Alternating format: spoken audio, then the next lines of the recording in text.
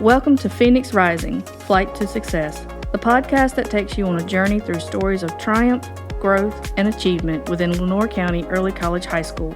Join us as we explore the soaring spirit of our Phoenix community, where students, educators, and alumni spread their wings and share how they are reaching new heights.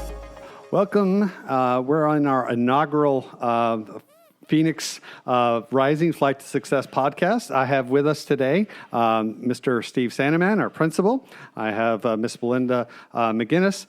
She is our DLS and math teacher and everything else under the sun that we have to do. And then we also have joined with us Mr. Kelvin Greene, who is taking a new role this year as our LCC liaison, college liaison. So, Mr. Saint-Amand, why don't we start with you? Just quickly tell us a little bit about yourself for our listening audience. Okay, thank you for having us. My name is Steve Saint-Amand. I was born and raised in Duplin County. I went to North Duplin High School, class of 1987. I came here in 1992 and started teaching at Saint-Amand High School. Met my wife my first year there. Getting ready to celebrate our 30th wedding anniversary now. We have 3 beautiful daughters, ages 27, 24, and 9. Again, you heard me right there, 27, 24, and 9. All right. Very late baby in life and everything, but just the greatest blessing that we could possibly have. And, been in education, like I say, for over 30 years. I was at Saint-Amand High School for 26 years as a teacher, coach, and later principal. I retired, came out of retirement after 1 year, and this is my 3rd year here now at Lenoir County Early College, and I couldn't be more happy. Fantastic. Miss McGinnis, talk to us about you. Sure, I'm Belinda McGinnis. I was born and raised in Scotland County. Graduated from Scotland High School in 2003. That's in the Sandhills of North Carolina. Started teaching in 2008. Started out in Winston-Salem, taught there for a couple of years, and then came here, and I've been at the early college since 2010. I have 2 kids. My son is going into 8th grade. My daughter's going into 7th, and we're loving life. That's awesome. And so you're both your son and daughter, where do they go? They are both at Woodington Middle School. Awesome. And you can't see it on the podcast, but we have Mr. Saint-Amand. This is his first podcast ever, and so he's taking a picture of himself. So it's well worth. We're all kind of chuckling behind the scenes. Mr. Greene, talk to us about your new endeavors here. All right. So hello, everyone. My name is Kelvin Greene. I am a local product of Lenoir County. Growing up, I went to Woodington. I did South Lenoir High School, where I graduated in 2011. I began my journey in education in 2017, and I began here at the early college in 2018. While I've been here for the last 5 years, I served as the cyber facilitator, a little bit of do-it-all kind of guy. I prided myself on being able to fit in wherever I needed to, being able to be adaptable to the students, but most importantly, just making myself available and being there at all times. This year, moving forward, I'll begin as the college liaison. I'm about 2 months into the job, and I'll tell you and everyone else, it's been a journey. Not quite what I expected, but it's been a pleasant surprise. I'll say that. I've enjoyed working with all the students. I'm looking forward to getting to know everyone. Getting reacclimated with everyone in a new position, and just kind of getting this year started. I wouldn't live this down if I didn't shout my wife out. So, shout out to my wife. She's a 3rd grade teacher at Northwest Elementary School. She's been there for 5 years as well. We have a dog at home. His name is Kane, and he is about 8 years old. I'm looking forward to this year. That's awesome. And my name is Dr. Travis Towne. I've been at the early college for 5.5 years. And before that, I was in Johnson County and taught there at the middle college and CTLA there for 7 years. And before that, I was out in Phoenix. I took about a 5-year hiatus doing the military. And but that's me. So we kind of started this idea of a podcast when we have.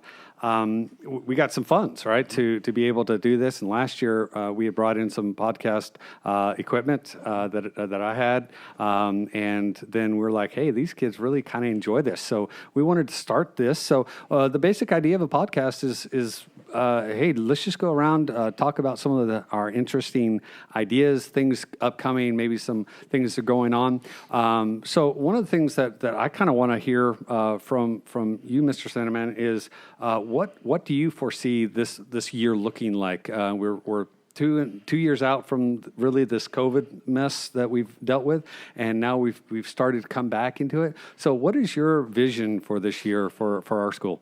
Okay, thank you. I certainly think it was probably the best year we've had yet. As I've talked to you already in staff meetings and so forth, I feel like that we've completely recovered from the pre-pandemic times. Our test scores are just as good, if not already better than what they had previously been, and it's certainly we benefited from that. Luckily, we did not have nearly the downfall that a lot of schools across the state, a lot of schools across the nation had, but it is a situation there where attendance is going to be very important for us moving forward. ACT is going to be very important for us moving forward. We want to put a lot of emphasis on that. Again, a lot of the viewers may not realize, but for the last several years, ACT has not been a product of applying to college. You did not have to submit test scores and so for the last several years. And this is going to be the last year that rising seniors are not going to have their ACT test scores be factored into whether or not someone gets accepted into college, whether or not someone gets an opportunity to get a certain scholarship or so forth. So it's imperative that we make sure that our students here are getting the best ACT results they can get, and getting them prepped and that kind of stuff will certainly be something of major significance and some major footprint we're going to try and put on things this year to make sure our kids are ready to be able to succeed and put them in the best possible foot going forward. So the ACT is a junior level class or test, but they take the pre-ACT. But we really are trying to, as freshmen, get them going. And of course, I think they can take it again in the senior year, although I think the school system pays for it pre-ACT and then the ACT, and then if you take it again.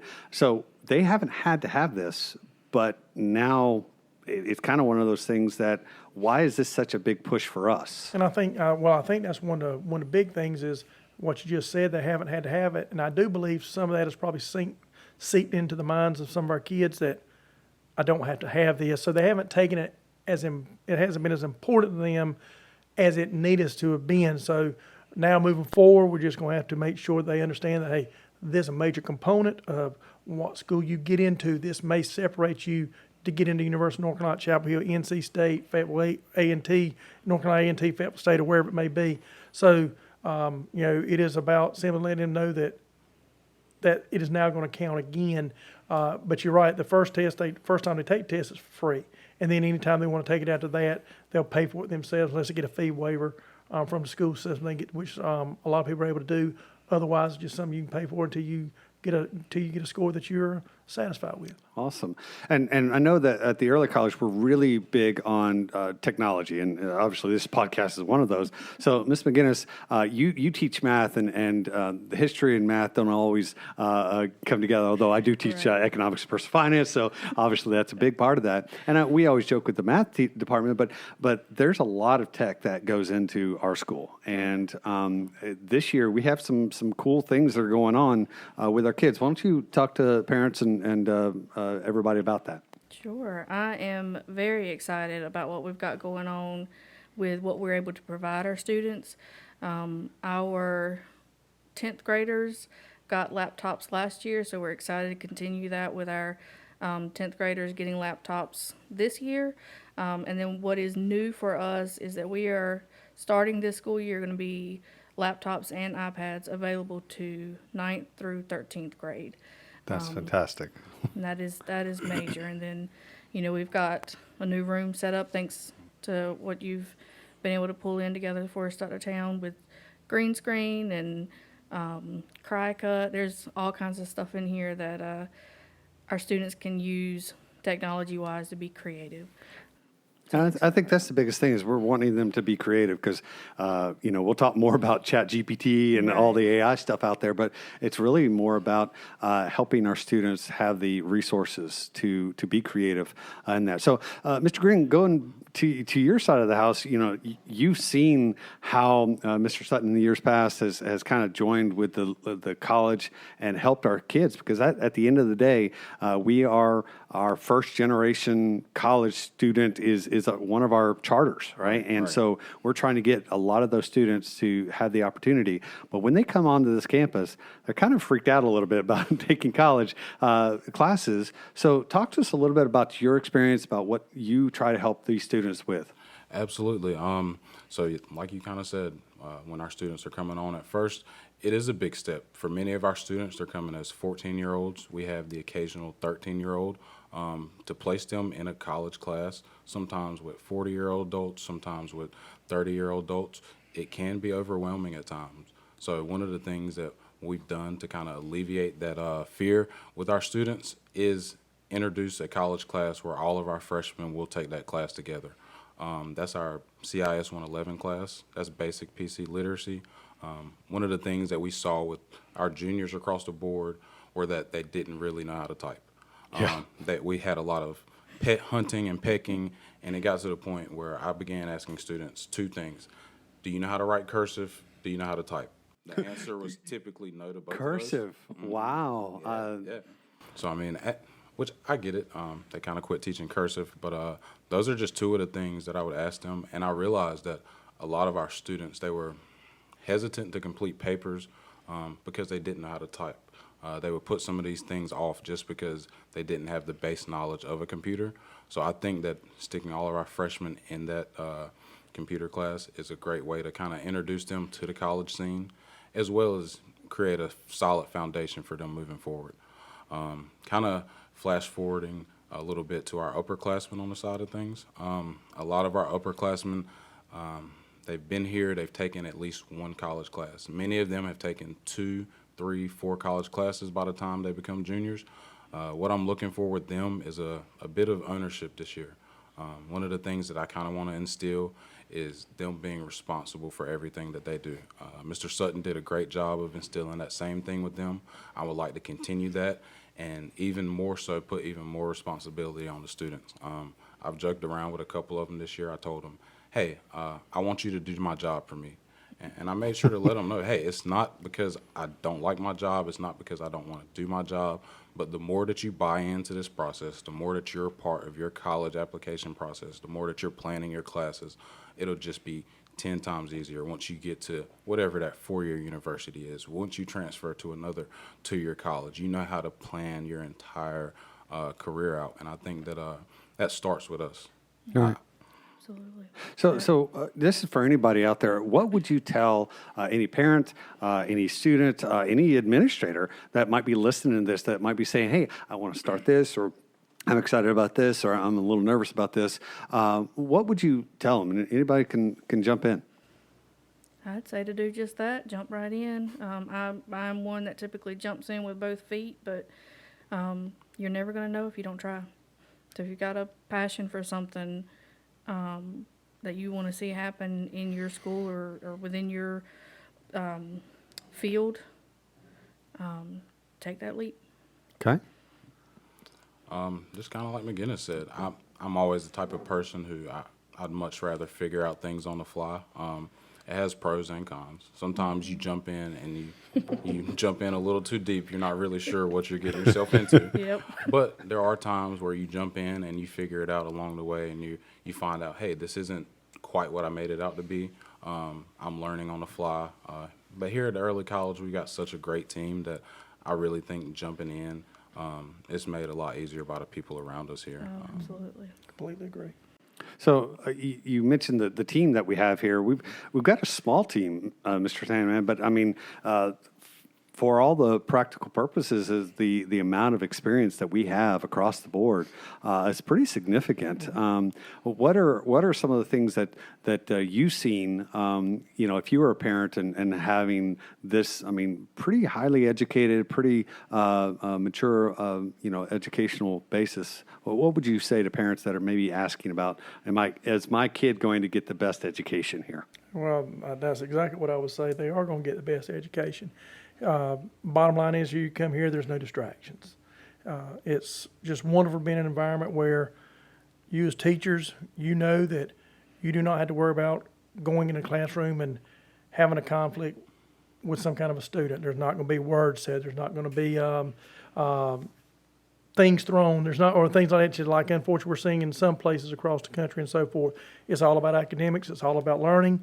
Where I tell people all the time, not all of our students make straight A's, but every one of them want to be here. Right. Every one of them want to learn. And, that is so vitally important that we have an environment here, that a culture here that is what they want to do. They know when they come in, they've got high goals and they've got big shoes to fill.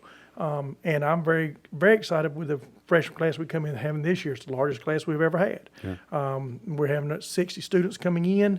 Going back, talking about something about first-generation students, we have 49 of our 60 kids are first-generation students. Oh, wow. So that's just a tremendous number. We have a large number of AIG students and anything that are also qualify as a first-time generational student and anything. So that's just outstanding. It means that they've done the work K-8 coming here.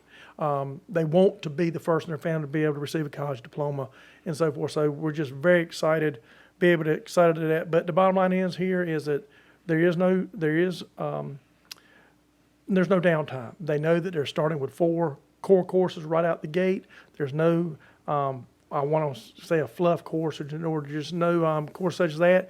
They know there's nothing but English, math, social studies, and science right out the gate, and anything college classes right out the gate. That way it'll give them an opportunity to be able to graduate in 4 years with their high school and their college degree, or come back for that 5th year, and it is an individual's choice. Right. And then that is, we put everybody on an individual plan to give them an opportunity to do what is best for them. I don't have to be like a good friend of mine who's going to choose to graduate 4 years. There's no pressure in doing that. You have 4, you have 4.5, you have 5 years, whatever works out best for you and your family and what you want your plan to be moving forward. But the bottom line is when they all leave here, 36 out of 41 last year, 35 out of 41 the year before, they leave here with a 2-year degree and their high school diploma. Wow. And scholarships, it's cool that a lot of them, they go into their 4-year if they choose to go on 4-year, and they're still considered freshmen. And that's scholarship-wise, that's huge. Well, again, one of the reasons for this podcast is kind of show others that are listening, just maybe get to meet different teachers. And we're going to encourage our students to do these podcasts and to be able to add them to the list, because I think that's the whole idea. And, you never know what you're going to get when the kids come out. But we'll have a little bit of mindset with that. But on behalf of Lenoir County Early College High School, we would like to thank you for soaring with us on the Phoenix Rising Flight to Success podcast. Remember that just like the Phoenix rising from the ashes is not just a metaphor, it's a way of life. Stay Phoenix strong.